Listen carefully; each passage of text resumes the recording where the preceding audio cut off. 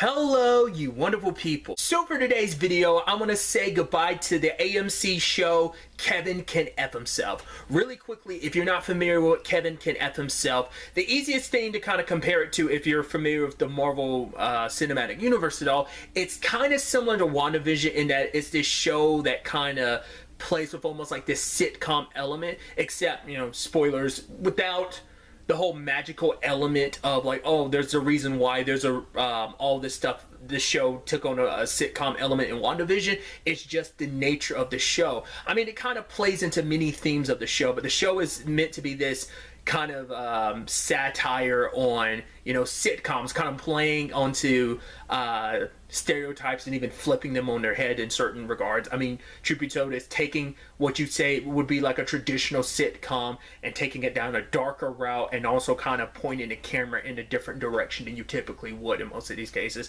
Like, one of the main protagonists is Allison, and she plays the role in some regards of your stereotypical sitcom wife, and there's a lot of aspects about Allison's story that kind of get flipped upside down.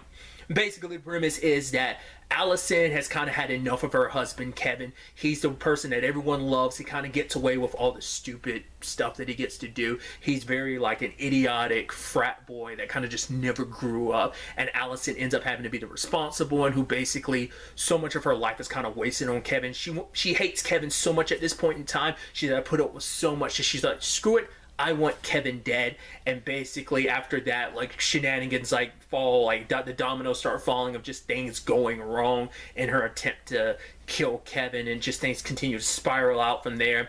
It's a nice ensemble cast of characters, whether it be their friends, you know, Neil and Patty, which Patty plays a very important role in the show, and it's just a really good show. I think I talked about this recently in a review that someone had said like they were bummed that this show never got a lot of attention. I don't know what the audience was like. I never really see too many people talking about it, but it is a really good show. Like I said, it is a dark comedy.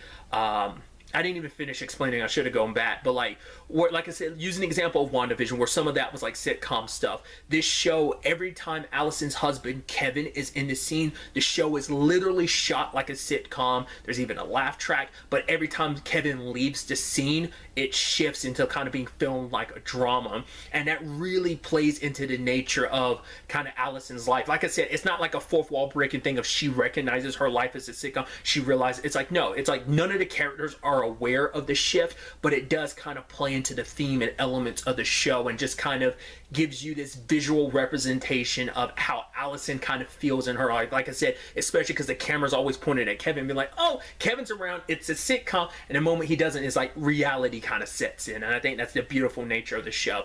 The show recently just wrapped up earlier this week at the time we were recording. Yeah, you know, probably maybe a week ago, depending on when I end up uploading this.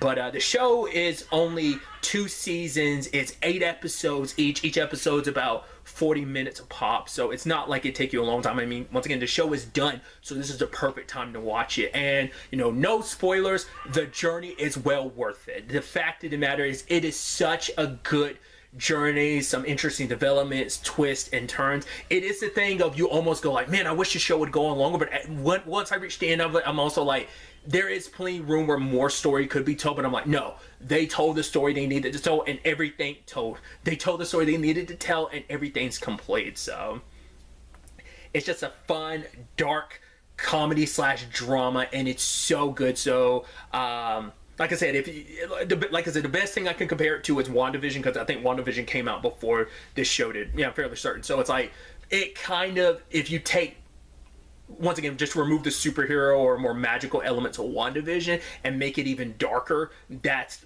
Kevin Can F Himself. It's a really good show, and I highly recommend you check it out if you haven't seen it already. Top to bottom, the show's just so much fun. It's legitimately funny with kind of its dark sense of humor, but it also tells a very poignant story and does a really good job of fleshing out his characters. Like I said, it kind of takes like what you typically associate with, you know, probably a more modern day sitcom, and like I said, it just flips a lot of it on its head, and kind of takes a lot of those tropes and takes them in a different direction. And I think you will be quite surprised with the way and direction that the story plays out. Obviously, one place you can watch the show is on AMC Plus. I don't know if there's anywhere else. I know you could also like buy the episodes on Prime Video too, but I would say like AMC Plus is probably like your go-to place to be able to find all the episodes. So, but really that's all I wanted to talk about. So the next time we meet, be happy, be safe, live life to the fullest, and enjoy it. Good day and